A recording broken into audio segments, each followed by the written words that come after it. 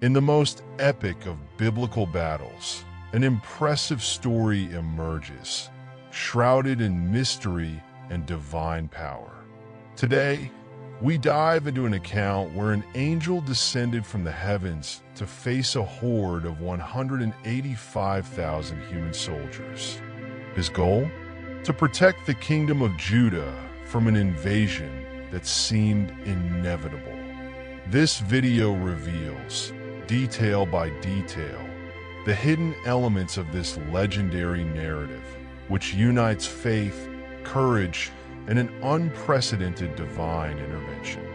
But before we begin, if you haven't followed the B side of the Bible channel yet, take a moment to subscribe now.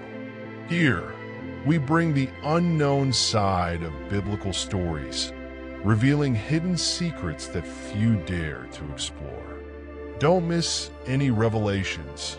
And in today's episode, you will see how each step of this story leads to an ending as surprising as it is incomprehensible. Stay until the end to find out what really happened on that silent night and how divine justice acted in an unparalleled way. In the heart of Judah, the people lived through times of unrest. True faith had been forgotten, idolatry was spreading, and the sacred temples were filled with profane symbols. It was in this dark setting that Hezekiah, at 25 years old, took the throne, facing a challenge that few would dare to undertake. He did not just inherit a kingdom. He inherited a spiritual chaos that required courage beyond the human. With the determination of one who believed in something greater, Hezekiah undertook a reform that would shake Judah to its very foundations. Summoning the priests and Levites, he ordered the purification of the temple, removing the remnants of worship that distorted faith in God. With every idol destroyed, he reaffirmed the essence of his mission, leading his people back to what he believed was the true covenant with the divine. But he was only beginning.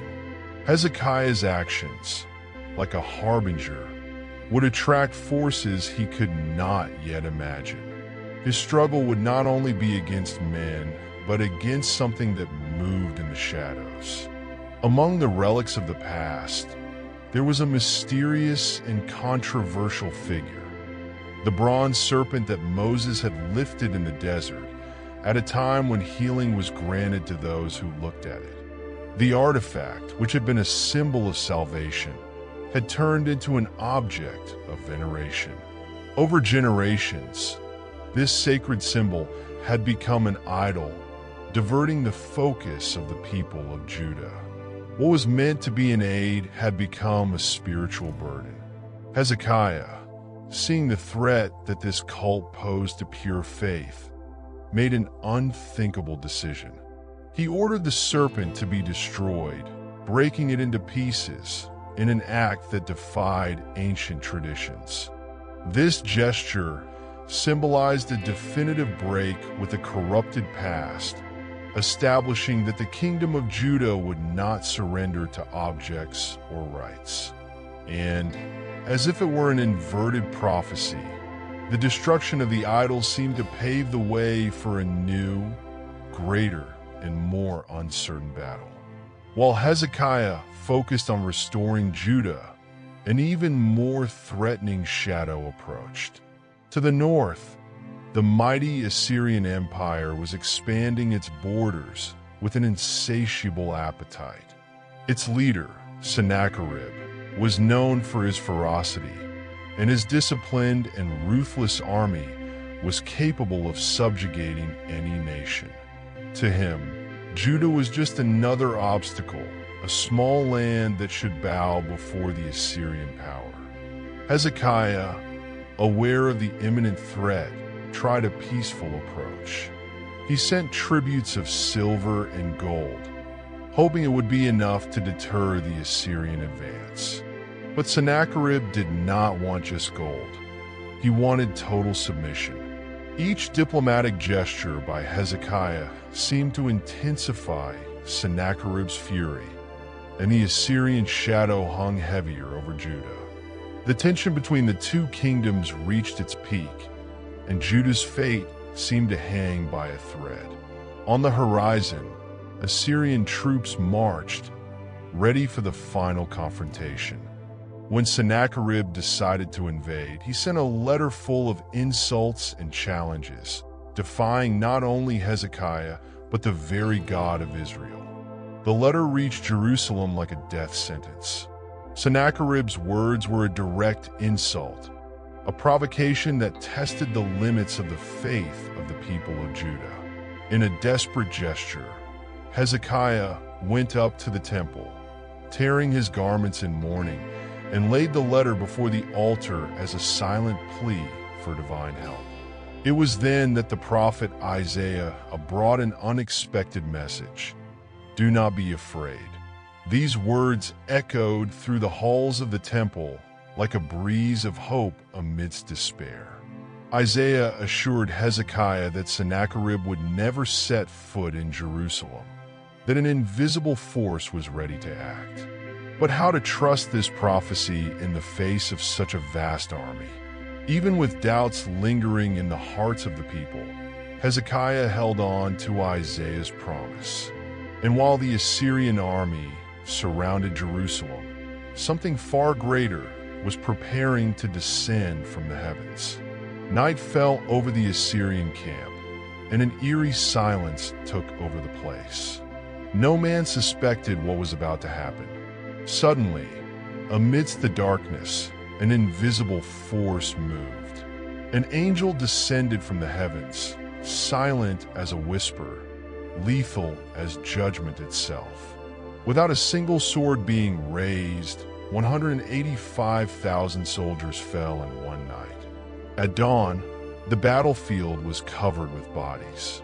The Assyrian army, which had been one of the greatest threats of that time, had been annihilated by a supernatural force. The terrifying sight revealed to the survivors was incomprehensible. No one knew exactly what had happened.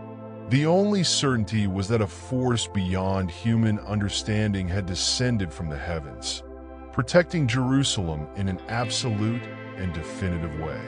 Sennacherib, upon learning of his army's destruction, felt an unknown terror, something he could not understand, much less face. Sennacherib's defeat in Judah was not the end of his downfall, but the beginning of a complete ruin. Humiliated, he returned to Assyria, but the mark of that night haunted him like a shadow. His once unshakable position began to crumble in front of his own allies and family. Sometime later, in an ironic twist, Sennacherib was assassinated in his own palace, betrayed by those he trusted most. The king who dared to challenge the God of Israel met a tragic and revealing end. He was not defeated by the sword or diplomacy, but by the very fate he had so often defied. And while the people of Judah celebrated the safety brought by this mysterious intervention, the episode continued to echo through the centuries as a reminder that there are forces in the universe that surpass any human comprehension. Hezekiah and the people of Judah understood that when all seems lost, there is a spiritual reality that moves silently and mysteriously, waiting for the exact moment to act. A reminder that in the darkest moments, an invisible and incomprehensible force watches, waits, and in the decisive instant, intervenes with power. Did you enjoy the content? Leave your like, subscribe to the channel, and activate the bell to receive notifications of upcoming videos. That way, you'll stay on top of each new story and help us spread this message to more people.